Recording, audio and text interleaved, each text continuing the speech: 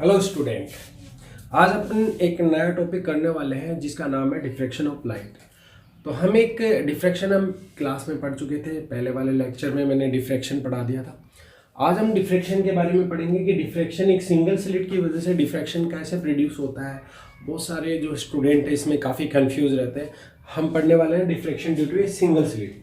तो देखो, diffraction due to a single slit करने से पहले हम ये मानते हैं, मान लो कि मेरे पास इसका डायग्राम बनाते पहले एक सोर्स ऑफ लाइट है। This is the source of light जो कि प्लेस होता है। इससे कोई भी हमारे पास एक लेंस होगा, ये कोई लेंस हो गया, कन्वर्जिंग लेंस हम यहाँ पे लेने वाले हैं।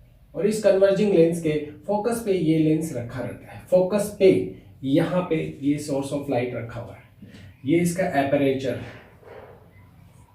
अब आपको पता है कि जो रे ऑफ लाइट, यहाँ से जो रे ऑफ लाइट आएंगी, कन्वर्जिंग पॉइंट है, तो जो भी रे ऑफ लाइट ट्रेवल करेंगी वो इस तरीके से हमने यहाँ ऐसे दिखा दी। This is the ray of light. ये रे ऑफ लाइट जैसे इसके अपर्चर से टकराएंगी, टकराने के बाद ये पैरेलल हो जाएंगी। आपको मालूम है ये चीजें, ऑलरेडी आप जानते हो कि जब भी कोई रे ऑफ लाइट किसी भी पर्टिकुलर लेंस के ऊपर स्ट्राइक करती है तो उस केस में after strikes the ray of light parallel to the principal axis. ये यहाँ पे पैरेलल हो गई है प्रिंसिपल एक्सिस के। यहाँ से हम क्या करने वाले हैं, यहाँ से हम एक वेवफ्रंट की इमेजिनेशन करते हैं। आपको मालूम होना चाहिए कि वेवफ्रंट जो होता है वो रे के बिल्कुल परपेंडिकुलर होता है। तो यहाँ पर मैंने एक वेवफ्रंट यहाँ पे कंस्ट्रक्ट किया। सपोज दैट कि ये कोई वेवफ्रंट है। इस वेवफ्रंट का नाम मैंने लिख दिया डब्ल्यू डेस। डब्ल्यू डेस एक प्लेन वेवफ्रंट हमने यहाँ पे इमेजिन कर लिया। ये जो पैरेलल रेज है, क्योंकि वेवफ्रंट और जो रे है उनके बीच में 90 डिग्री का एंगल होगा। हम क्या करते हैं, सामने एक स्लिट रखते हैं। यहाँ पे मैंने एक स्लिट बनाई है, ऐसे कोई स्लिट बना लेता हूँ मैं। This is the slit. ये हमने एक स्लिट बनाई है।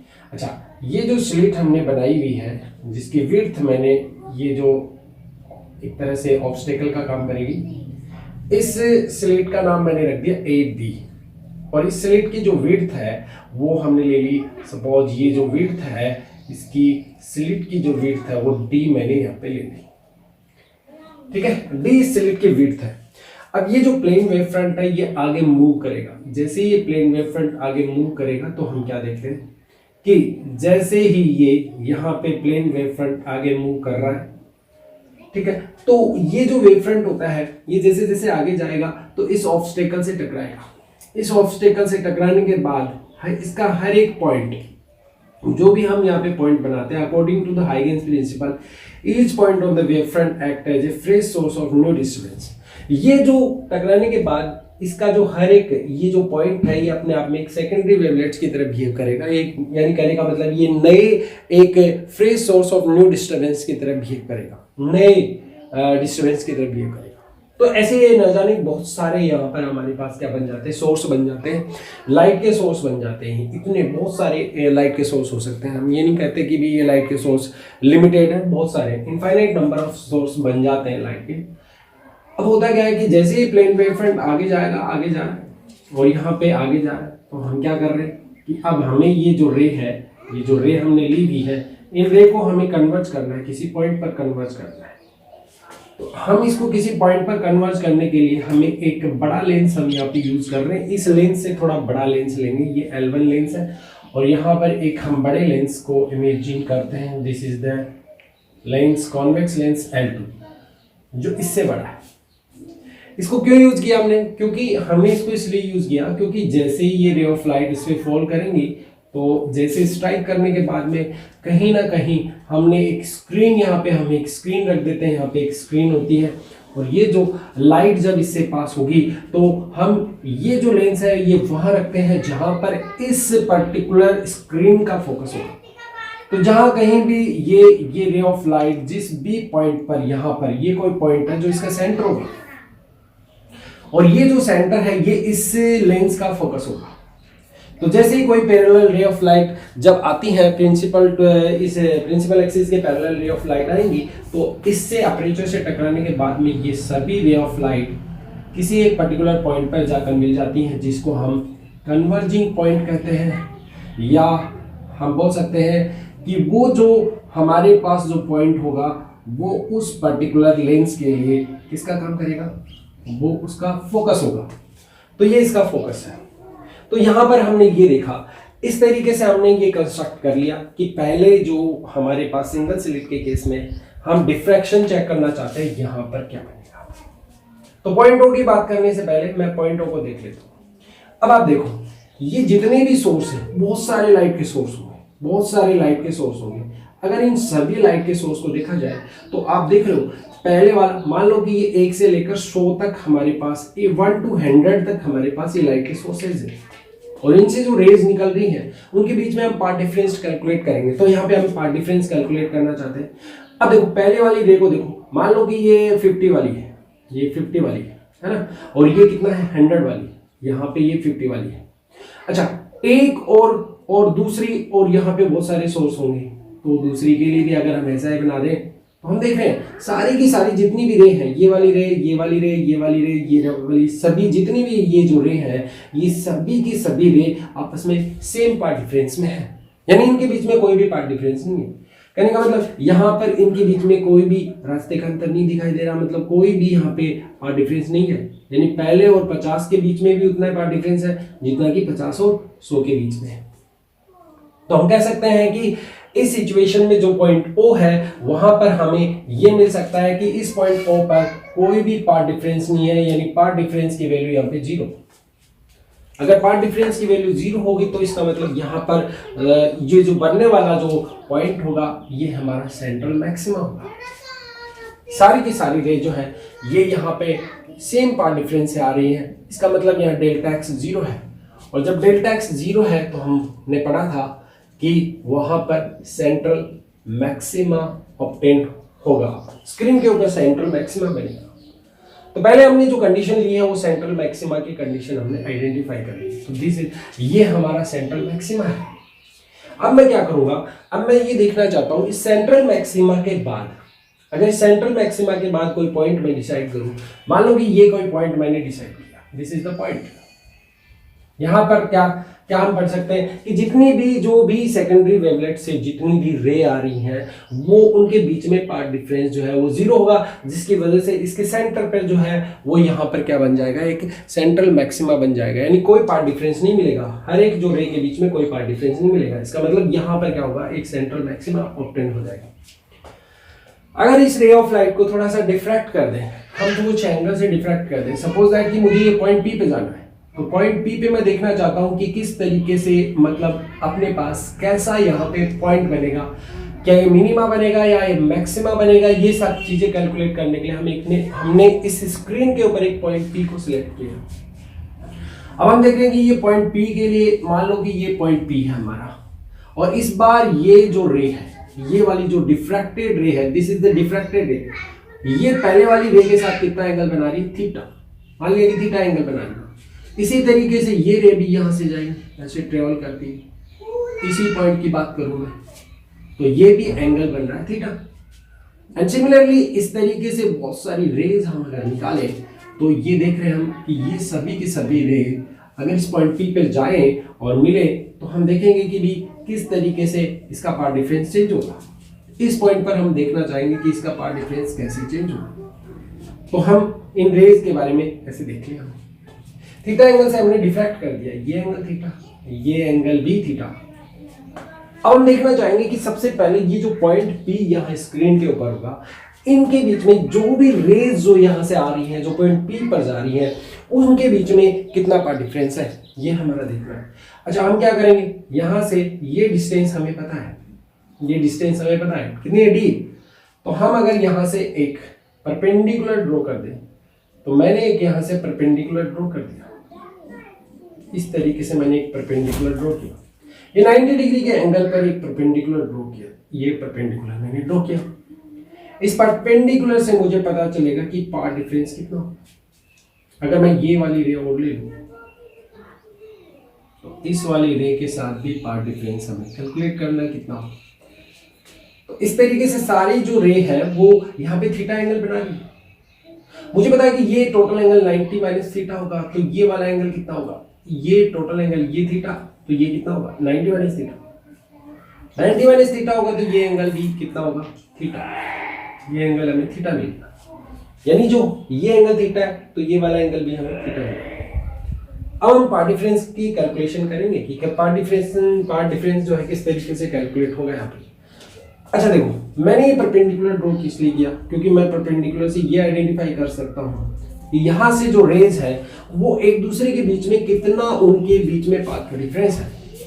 इस वाली रे को देखें, अगर हम यहाँ पे फोकस करें, इस वाली रे के बारे में फोकस करें और इस वाली रे के बारे में फोकस करें, तो आपको दिख रहा होगा कि ये रे थोड़ा पीछे रह गई, इतना पीछे रह गई। ऐसे जैसे जैसे हम आगे जाएंगे तो रे थोड़ी पीछे होती जाएगी, और आगे गए थोड़ी रे और पीछे होती गई। देखो इस रे को देखो, ये इतना पीछे हो गई, एंड फाइनली इस रे को देखोगे तो और भी पीछे रह जाएगी। यानी पहली और लास्ट वाली रे के बारे में बात करें तो पहली और लास्ट वाली रे थोड़ा सा पीछे रह गई, यानी ये जो रे है, ये जो रे जो लास्ट वाली जो रे है इस पहले वाली रे से कुछ पीछे रह गई। तो यही हमें पार्ट डिफरेंस पता करना है। तो यहाँ से हम पहले कैलकुलेट करेंगे कि पार्ट डिफरेंस कितना होगा। तो हम पहले ये पार्ट डिफरेंस कैलकुलेट करने के लिए मैं इसको थोड़ा अलग से ले लूँ। अब मुझे यहाँ पे कैलकुलेशन करनी है इसकी पाथ डिफरेंस की। तो यहाँ पे मैं पार्ट डिफरेंस कैलकुलेट करूँगा। तो मेरे पास ये ट्राइंगल था, इसमें इस तरीके का ट्राइंगल बना, देखो आप यहाँ पे मैं ऐसे बना लेता हूँ, है ना, और ये मैंने परपेंडिकुलर डाला था। तो हमने देखा कि ये वाला एंगल थीटा है और ये वाली जो साइड है वो हमारे पास डी है, और मुझे पता है कि ये मैंने ए बी लिया और ये मैंने कोई पॉइंट ले लिया। सपोज दैट कि ये पॉइंट मैंने एन ले लिया, तो ये वाला पॉइंट एन हो गया। थीटा के सामने वाला ये परपेंडिकुलर, ये तो देखा हमने, ये 90 डिग्री का है। हमें ये वाली साइड निकालनी है, यानी ये पाथ का डिफरेंस निकालना है। ये पाथ का डिफरेंस मैंने इसको डेल्टा एक्स से रिप्रेजेंट कर लिया कि ये डेल्टा एक्स कितना होगा। तो डेल्टा एक्स कैलकुलेट करने के लिए मुझे इस ट्राइंगल के अंदर साइन थीटा का यूज करना पड़ेगा। साइन थीटा से मैं यहाँ निकाल सकता हूँ परपेंडिकुलर हमारे पास ये बी एन अपॉन और ये डिस्टेंस डी होगी। सो यहाँ बी एन जो है वो यहाँ पे पार्ट डिफरेंस है और ये कितने के बराबर आ गया, यहाँ पे डी साइन थीटा के इक्वल आ गया।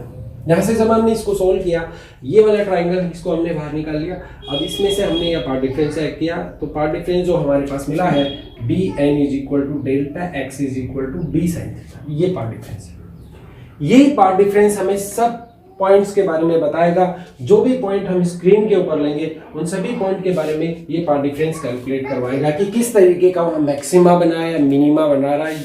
It's all depend on the path difference. तो पार्ट डिफरेंस क्या होगा उसी पर बेस्ड होगा। तो इसमें हम लेते हैं अब एक पॉइंट में लेता हूं, सपोज दैट कि मैं अगर बात करूं यहाँ पे तीसरा पॉइंट जो मैं लूं, फर्स्ट मिनिमा की बात करूं। अगर मुझे यहाँ पे कैलकुलेट करना है फर्स्ट मिनिमा, बड़े ध्यान से समझे क्योंकि बहुत इंपॉर्टेंट चीज है।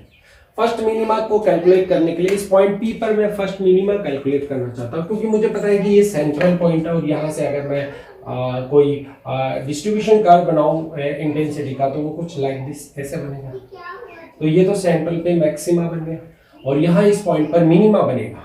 तो ये दोनों पॉइंट जो है सेंट्रल मैक्सिमा के ऊपर और सेंट्रल मैक्सिमा के नीचे, दोनों पॉइंट सेम होंगे और दोनों ही पॉइंट अपने यहाँ पर क्या होंगे, पी डेज हमने जो पॉइंट लिए ये दोनों मिनिमा होंगे। तो मैं देखूंगा कि यहाँ से यहाँ तक की डिस्टेंस कितनी है।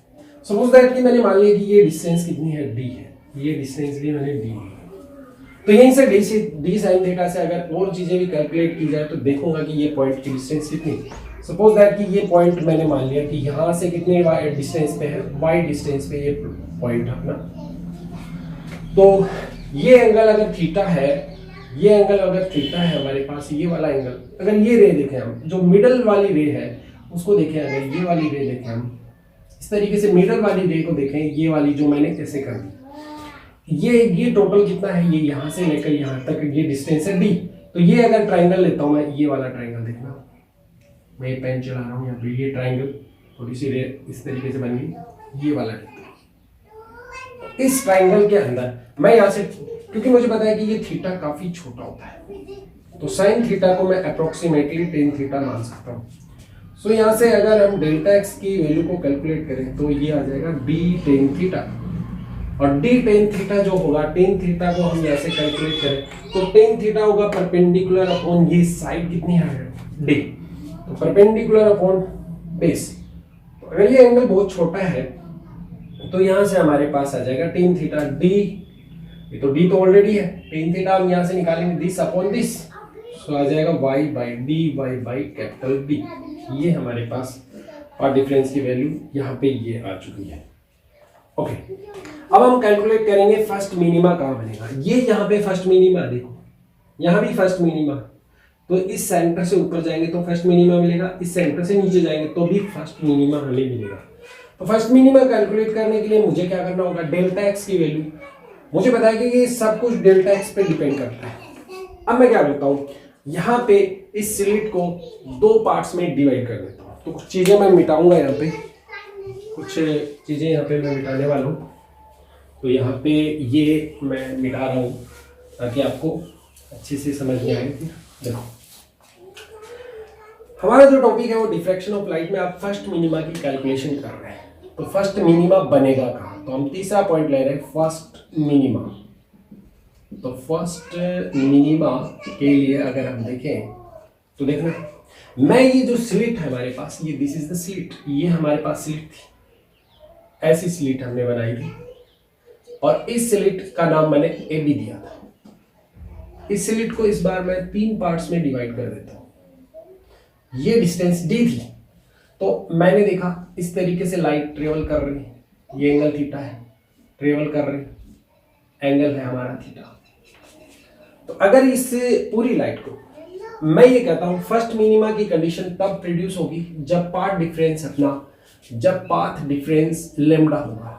अब कंफ्यूजन यहाँ पे आ रहा होगा आपको कि यार ये जो पाथ डिफरेंस है ये तो कंस्ट्रक्टिव इंटरफेरेंस बनाता है, तो फिर यहाँ पे मिनिमा कैसे बन गया। ये बहुत सारे स्टूडेंट्स के जो है दिमाग में रहता है कि किस तरीके से ये लेमडा जो है ये पाथ डिफरेंस होने के बाद यहाँ पे मिनिमा कैसे बना, मैक्सिमा क्यों नहीं बना। तो इस चीज को समझने के लिए हम क्या करते हैं, यहाँ पर देखो बड़े ध्यान से समझना है, इसी चीज को मैं समझाना चाहता हूँ। यहाँ पर ये जो स्लिट है इसको मैं दो पार्ट्स में डिवाइड कर देता हूँ। तो मेरे पास यहाँ पे मुझे पता है कि ए से बी तक के लिए इनफाइनाइट नंबर ऑफ सोर्स के लाइट होंगे, लाइट के बहुत सारे सोर्स होंगे और सभी सोर्स से रे या वेव्स निकलेंगी, सभी सोर्स से वेव निकलेंगी। अब मैं इस स्लिट को अगर मान लो कि मैंने ये स्लिट का ये सी वाला पार्ट लिया, ये मिडल वाला पार्ट, और ये एंगल मैंने थीटा रखा, तो मैं इस स्लिट को अगर दो पार्ट्स में डिवाइड कर दूंगा तो ऐसा करते हैं कि इस स्लिट के अंदर मान लो ऐसे 100 सोर्स है, लाइट के ऐसे 100 सोर्स है, 1 से लेकर 100। तो एक से लेकर यहां पे देखना एक, और ये जो पहला वाला ये फर्स्ट, ठीक है, पहले और 51वें के बीच में ये 50, यहाँ पे 50, ये मिडल में 50 ले लिया मैंने। तो पहले और 51वें के बीच में, यानी पहला और 51वां, जैसे पहला और 51वां ऐसे जा रहा हूं, फर्स्ट और 51वें वाली ले, दिख रहे आपको, ये फर्स्ट है और ये 51वें वाली ले, इन दोनों के बीच में जो पार्ट डिफरेंस है वो कितना होगा, मुझे पता है कि ये पार्ट डिफरेंस λ/2 होगा, क्योंकि मैंने इस बार स्लिट को दो पार्ट्स में डिवाइड कर दिया। ऐसे ही ये दूसरा, ये सेकंड, ये तो फर्स्ट हो गया और ये सेकंड, तो ये सेकंड है तो ये 51 था, ये कितना हो गया 52, इससे आगे वाला 52। तो ऐसे ही अगर मैं 2 और 52वीं वाली की बात करूं, तो 2 और 52वीं वाली की बात करूं, तो मैं ये कह सकता हूं जितना पार्ट डिफरेंस 1 और 51वीं वाली के बीच में होगा, क्या उतना ही पार्ट डिफरेंस 2 और 52वीं वाली, जो 2 और 52 वाली जो वेव्स इमिट हो रही है उससे होगा। यहाँ 2 और 52 वाली जो है रे जो इमिट कर रहे हैं हम, उसके बीच में भी पार्ट डिफरेंस सेम होगा। मतलब कहने का मतलब है कि ये 2 और 52 वाला भी सेम होगा। ऐसे अगर मैं आगे बात करूं तो मैं कह सकता हूं 3 और कितने का होगा, तो ये चीज मैं यहाँ पे लिखता हूं। मैंने बात की कि 1 to 51 इसका पार्ट डिफरेंस λ/2, ऐसे 2 to 52 इसका भी λ/2, ऐसे 3 to 52 इसका भी λ/2। तो हम यहां से कैलकुलेट कर सकते हैं। तो आप मुझे बता सकते हो यहां से देख के कि ये जो 50 और 100 के बीच में कितना पार्ट डिफरेंस होगा, यानी हम 50 to 100 की अगर बात करते हैं तो ये पार्ट डिफरेंस भी λ/2 होगा, यानी ये पार्ट डिफरेंस भी λ/2 होगा।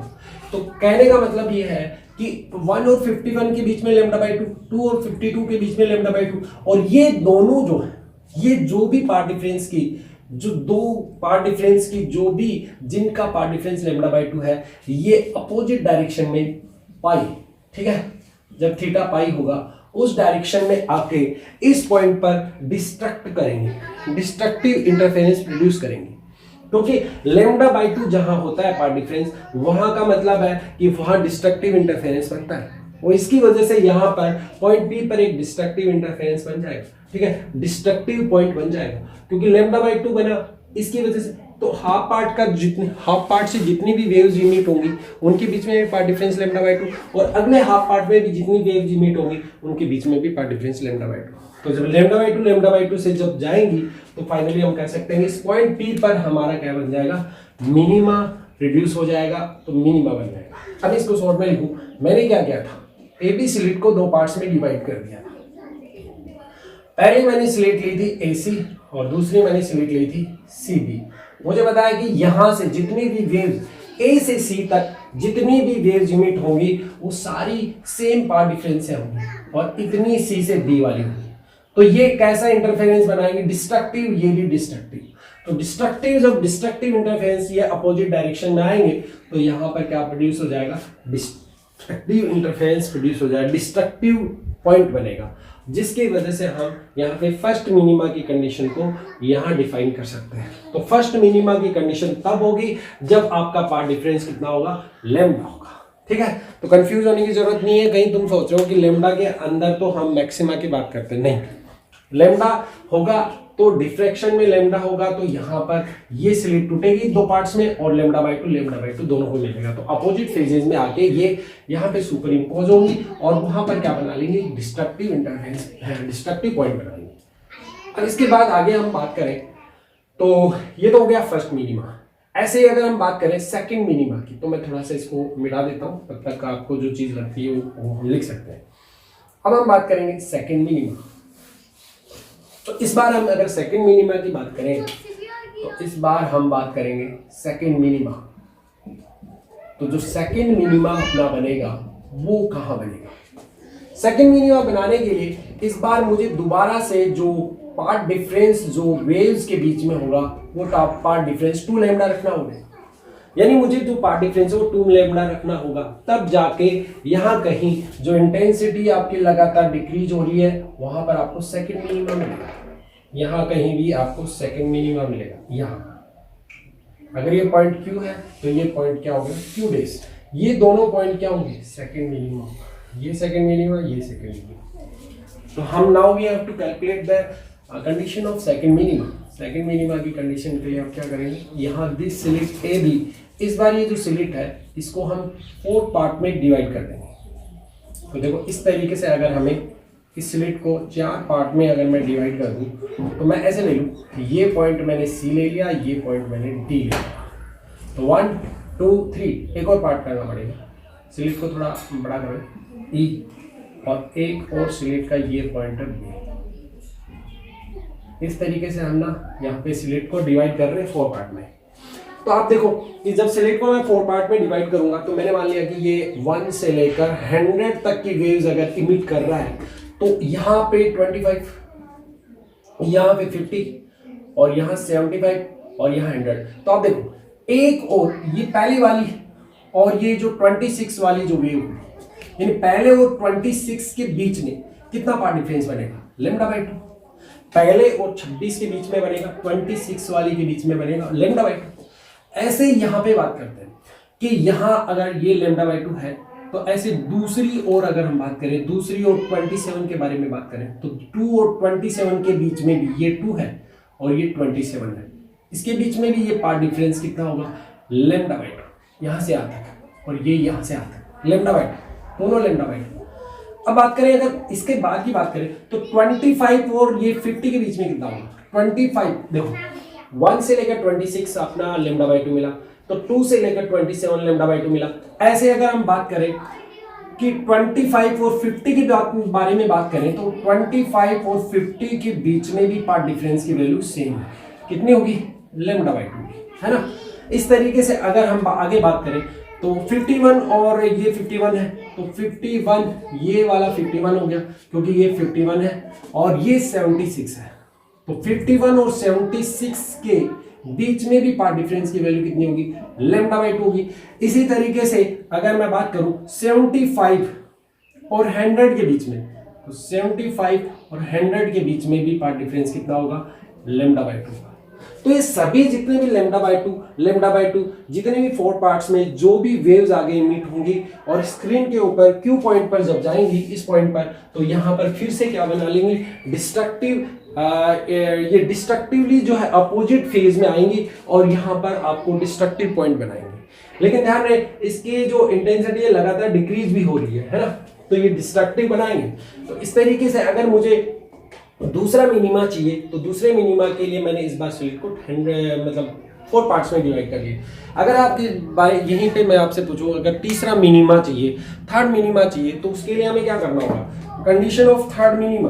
अगर हम बात करें थर्ड मिनिमा की बात करें तो आप मुझे बताएं थर्ड मिनिमा के केस में क्या मैं ये कह सकता हूँ इस बार मैं स्लिट को कितने पार्ट्स में तोड़ूंगा, यानी यहाँ पे ब्रेक करना होगा स्लिट को हमें 3 लैम्डा, यानी ये हो जाएगा 3 लैम्डा। तो इस बार हम स्लिट को करेंगे कितने पार्ट्स में, 6 पार्ट में। तो 6 पार्ट में तो देखो जो पहले और जो पहला और जो दूसरा पार्ट है उसकी जो भी वेव्स आएंगी वो भी λ/2 से आएंगी। इसी तरीके से दूसरे और तीसरे में इसी तरीके से λ/2, आगे भी λ/2। तो बहुत सारे λ/2 की जब वेव वहाँ पे पॉइंट पे जो है सुपर इम्पोज होंगी तो वहाँ कैसा डिफ्रैक्शन प्रोड्यूस करेंगी, वो करेंगी डिस्ट्रक्टिव। तो इस केस में हमारे पास यहाँ पे सभी जितने भी मिनिमा है उनकी कंडीशन हम यहाँ से निकाल सकते हैं। तो all the minima we can calculate. तो सभी मिनिमा के लिए, ऑल मिनिमा के लिए कैलकुलेशन करें तो देखो ये चीज़ एक बार हम यहाँ मिटा देते हैं ताकि ये चीज़ बाद में हमें दिमाग में रहे और ध्यान भी रखनी है हमें इसको कि ये कितनी वैल्यू आई है ये पार्ट डिफरेंस की। ओके, नाउ मैं इसको मिटा देता हूँ।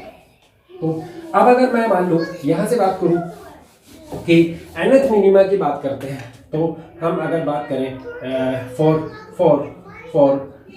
nth मिनिमा, अगर हम nth मिनिमा की बात करते हैं तो पाथ डिफरेंस की वैल्यू होगी हमारे पास ±n लैम्डा। ±n लैम्डा मैंने क्यों लिया, क्योंकि स्क्रीन के ऊपर भी मिनिमा बनते हैं और स्क्रीन के इस मिड पॉइंट से नीचे भी मिनिमा बनते हैं, इसलिए हमने प्लस माइनस ऊपर वाले को प्लस ले रहे हैं और इस स्क्रीन से नीचे जो बनेंगे उनको माइनस ले रहे हैं। तो डेल्टा एक्स की वैल्यू यहाँ पे अगर है तो मुझे पता है कि ये वैल्यू मैंने ऑलरेडी सॉल्व की थी और मुझे बताया था कि डी साइन थीटा को मैंने लिखा था ±n lambda. So finally sine theta is approximately theta. तो अगर ये थीटा के इक्वल है तो हम यहाँ लिख सकते हैं d theta is equal to ±n lambda. So यहाँ से थीटा की वैल्यू निकालेंगे तो ये आ जाएगा ±n lambda divided by D. ये वो कंडीशन है, ये सभी जितने भी मिनिमा यहाँ स्क्रीन पे बनेंगे उन सभी मिनिमा की कंडीशन के लिए ये थीटा की वैल्यू है, ये इतना थीटा मिलेगा, यानी ये एंगुलर यहाँ पे हमें डिस्प्लेसमेंट मिलेगा जहाँ कहीं भी स्क्रीन के ऊपर हमारी जो डिफ्रैक्शन प्रोड्यूस हो रहा है उस केस में।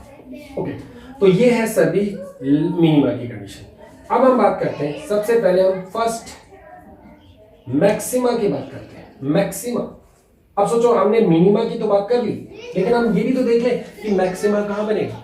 ये तो हमारा सेंट्रल मैक्सिमा था जहां पर इंटेंसिटी सबसे ज्यादा होगी, इस एरिया में सबसे ज्यादा इंटेंसिटी होगी, यानी यहाँ जो लाइट आएगी उसमें सबसे ज्यादा इंटेंसिटी इसी एरिया में होगी, यहाँ से लेकर इस पॉइंट तक, इसके अंदर इंटेंसिटी बहुत ज्यादा होगी। अब हम बात करेंगे इस पॉइंट की, क्या ये हमारा फर्स्ट मैक्सिमा हुआ।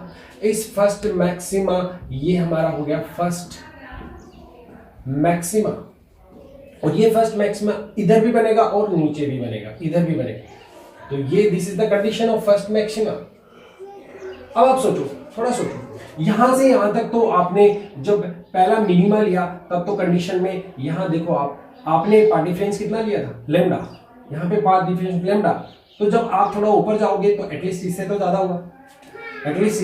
होगा, इससे मिनिमा से तो ज्यादा होगा इसका पाथ डिफरेंस, क्योंकि पाथ डिफरेंस बढ़ जाएगा क्योंकि डिस्टेंस बढ़ गई तो पाथ डिफरेंस बढ़ेगा।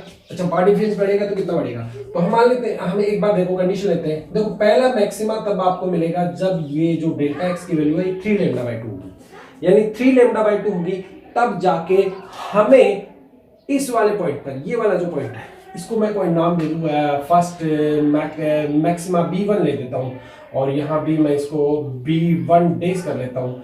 तो ये B1 डेज और B1 की वैल्यू हमें पता करनी है।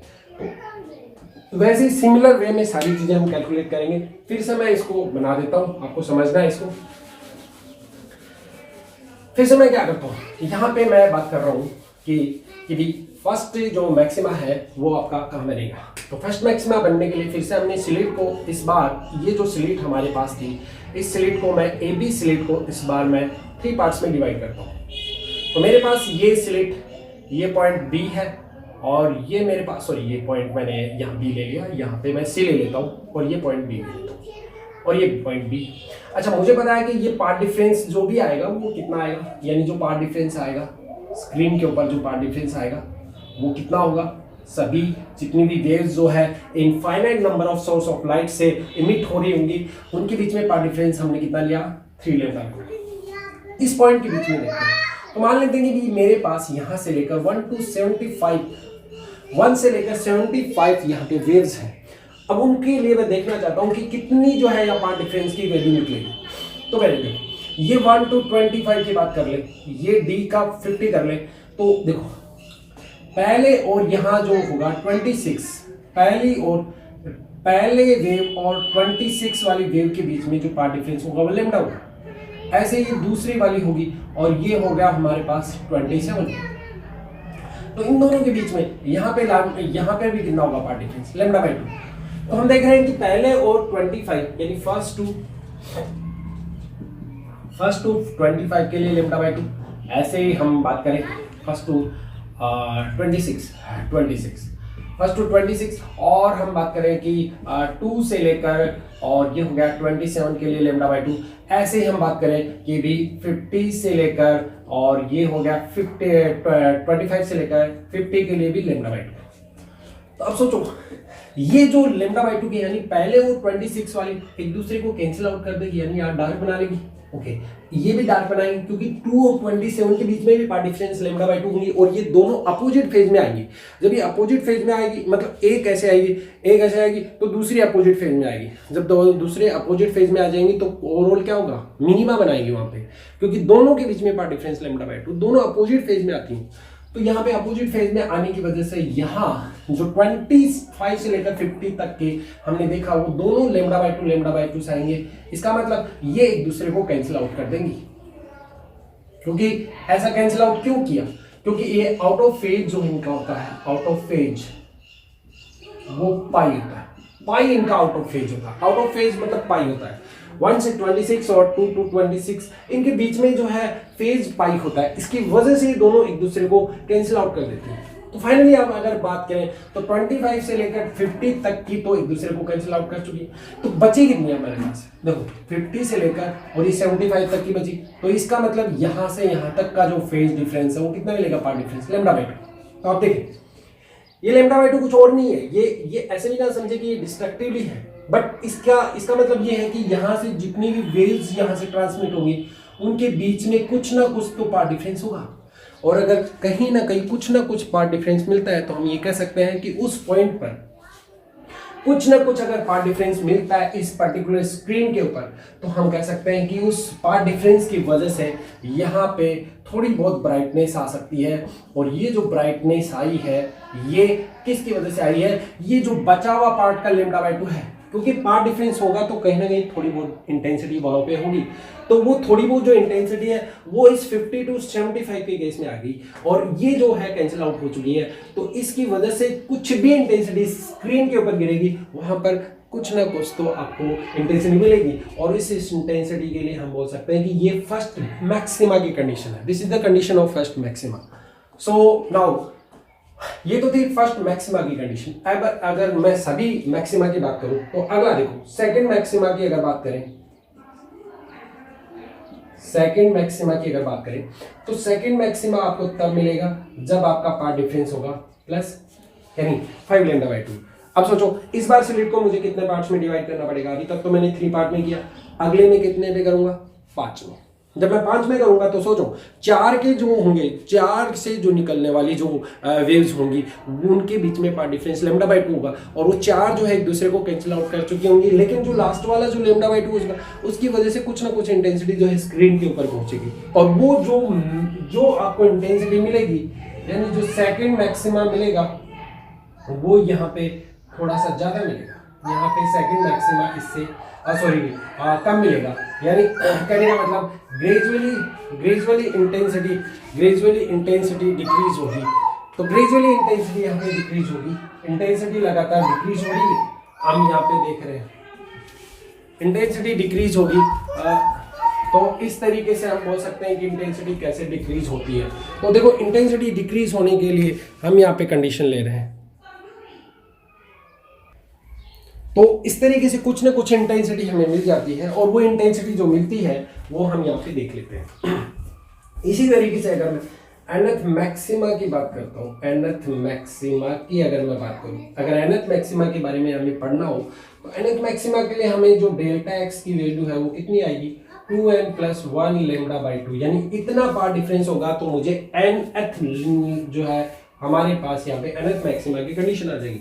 अच्छा, मैं प्लस क्यों ले रहा हूँ, माइनस क्यों ले रहा हूँ, ये तो तुम्हें मालूम हो गया होगा कि मैं प्लस और माइनस क्यों कैलकुलेट कर रहा हूँ। तो यहाँ से nth मैक्सिमा की अगर वैल्यू कैलकुलेट करें तो nth मैक्सिमा के लिए हम लिखेंगे यहाँ पे nth मैक्सिमा के लिए d sin theta = plus minus ये हो जाएगा 2n + 1 λ/2। एंड फाइनली मुझे पता है कि साइन थीटा जो है वो बहुत छोटा एंगल है, क्योंकि ये जो एंगल बनेगा ये काफी छोटा एंगल होगा, और इसकी वजह से हम इसको थीटा के इक्वल मान सकते हैं। हम यहाँ से d थीटा लिख देंगे, प्लस माइनस ये हो जाएगा 2n + 1 λ/2। सो यहाँ से थीटा की वैल्यू आ जाएगी प्लस माइनस 2n + 1 λ/2d। तो ये हमारे पास nth मैक्सिमा की कंडीशन आ गई। तो this is the condition of nth maxima. यहाँ पे nth मैक्सिमा की कंडीशन आ चुकी है। ऐसे सभी मैक्सिमा निकाले जा सकते हैं। तो मैंने यहाँ पे जो है सभी मैक्सिमा और मिनिमा की कंडीशन बता दी, और जो ग्राफ आपका आएगा वो ग्राफ कुछ इस तरीके से आएगा। लगातार देखो ये जो इंटेंसिटी है लगातार डिक्रीज होती जा रही है। देखो हमने अभी y की वैल्यू कैलकुलेट की थी, पिछली बार में हमने d tan थीटा करके y की वैल्यू कैलकुलेट की थी। सो y की वैल्यू हमारे पास आई थी y यहाँ से ये जो y है ये हमने यहाँ से देखा था डेल्टा x की वैल्यू, यहाँ पे पार्ट डिफरेंस की वैल्यू हमने निकाल ली थी। तो अब देखो ये जो डिस्टेंस है ये y है। अच्छा, इतनी डिस्टेंस पे ये भी होगा y, तो यहाँ से जो हमारे पास टोटल डिस्टेंस है वो 2y हो जाएगी। तो पार्ट डिफरेंस जो है आएगा यहाँ पे वो कितना हो जाएगा, यहाँ पे अगर सोल्व करें तो डेल्टा एक्स की वैल्यू हमारे पास आई थी, यहाँ पे हमने जब सोल्व किया था कितनी आई थी, उसको एक बार वापस रिपीट करते हैं। यहाँ पे मैं मिटा लेता हूँ उसको। तो देखें कि हमारे पास जो पार्ट डिफरेंस की वैल्यू आई थी वो आई थी d sin थीटा = ये तो डेल्टा एक्स की वैल्यू आई थी।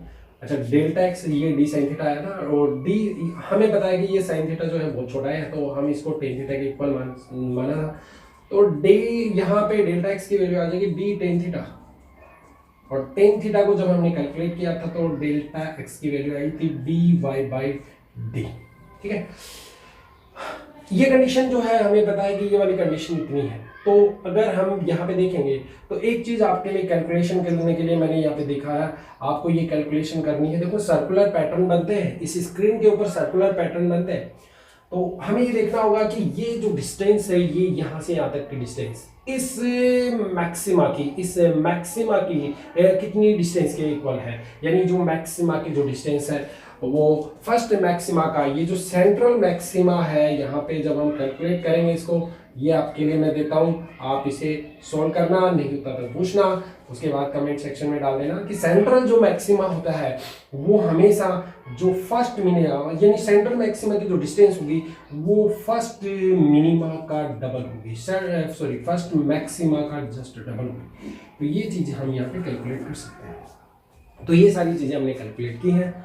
फर्स्ट मैक्सिमा के लिए हमने देखा था कि वो हमारे पास पार्ट डिफरेंस लैम्डा ले लिया। अगर हम यहाँ पे पार्ट डिफरेंस लैम्डा ले लेंगे तो लैम्डा लेने के बाद यहाँ से हमारे पास यहाँ पे अगर मैं यहीं पे कंडीशन को अगर और भी अच्छे से सोल्व कर दूँ तो क्या आ जाएगा देखना। अगर मैं फर्स्ट मिनिमा की कंडीशन लेता हूँ तो मुझे पता है कि पार्ट डिफरेंस की वैल्यू हमारे पास डेल्टा एक्स = कितना है, लैम्डा, और वो वैल्यू यहाँ पे लग दूंगा और वाई की वैल्यू मैं यहाँ से कैलकुलेट करूँगा। तो y की वैल्यू यहाँ से कैलकुलेट की जा सकती है कि ये कितनी डिस्टेंस पे फर्स्ट मैक्सिमा बना है। तो ये सारी डिस्टेंसेज हम यहाँ पे कवर कर सकते हैं। तो ये था आज का अपना topic, that is very important part, diffraction of light, और ये है इसका इंटेंसिटी डिस्ट्रीब्यूशन कर्व। एक बार इसको देखें, प्रैक्टिस करें, अच्छे से समझ में आएगा, आप इस पर ट्राई करें। Okay, thank you.